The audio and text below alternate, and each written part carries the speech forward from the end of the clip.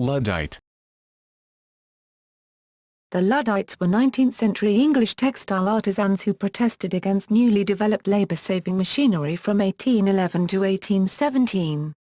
The stocking frames, spinning frames and power looms introduced during the Industrial Revolution threatened to replace the artisans with less skilled, low-wage laborers, leaving them without work.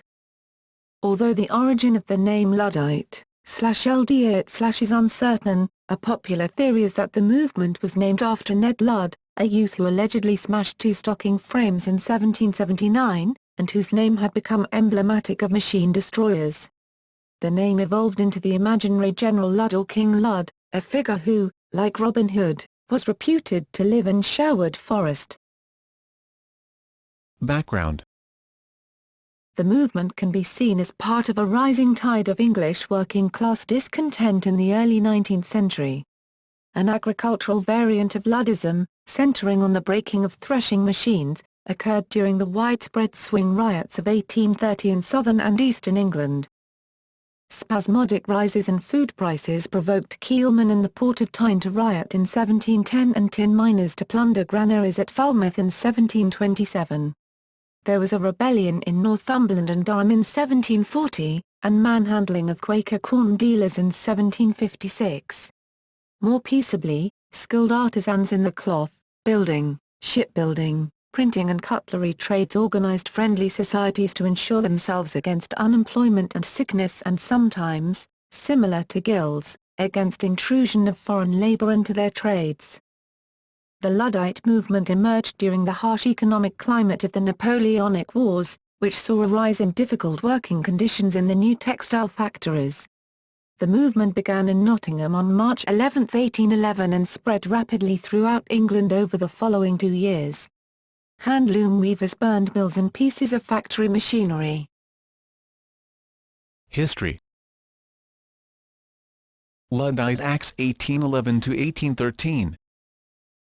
The Luddites met at night on the moors surrounding industrial towns, where they would practice drills and manoeuvres.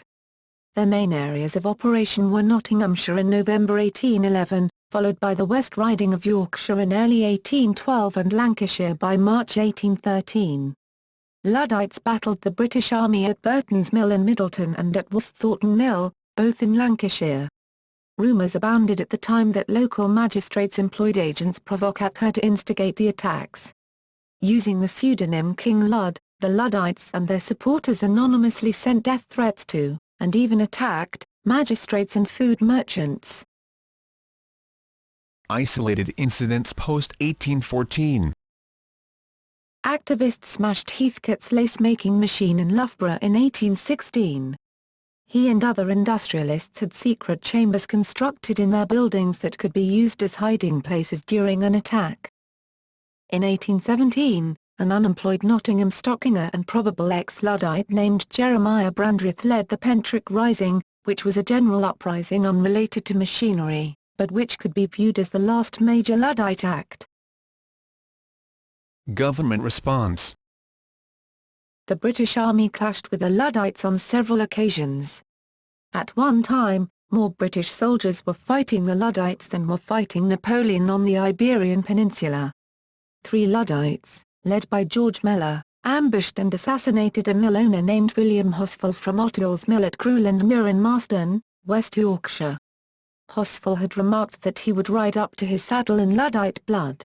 Mellor fired the fatal shot to Hosful's groin, and all 3 men were arrested. The British government sought to suppress the Luddite movement with a mass trial at York in January 1813, following the attack on Cartwright's mill at Rawfolds near Cleckheaton. The government charged over 60 men, including Mellor and his companions, with various crimes in connection with Luddite activities. While some of those charged were actual Luddites, many had no connection to the movement. These trials were not legitimate judicial reckonings of each defendant's guilt, but showed trials intended to deter other Luddites from continuing their activities. By meting out harsh consequences, including, in many cases, execution and penal transportation, the trials quickly ended the movement. Parliament subsequently made machine breaking, that is industrial sabotage, a capital crime with the Frame Breaking Act and the Malicious Damage Act. Lord Byron opposed this legislation, becoming one of the few prominent defenders of the Luddites after the treatment of the defendants at the York trials. In contemporary thought, the title Luddite developed a secondary meaning. A Luddite is a term describing those opposed to, or slow to adopt or incorporate into their lifestyle, industrialization, automation, computerization or new technologies in general. In 1956, there is a parliamentary speech that said organized workers were by no means wedded to a Luddite philosophy. Economists use the term Luddite fallacy to explain that, the notion of technological unemployment leading to structural unemployment, and being macroeconomically injurious. If a technological innovation results in a reduction of necessary labor inputs, then the industry-wide cost of production falls, which lowers the competitive price and increases the equilibrium supply point, which will require an increase in aggregate labor inputs to reach, theoretically,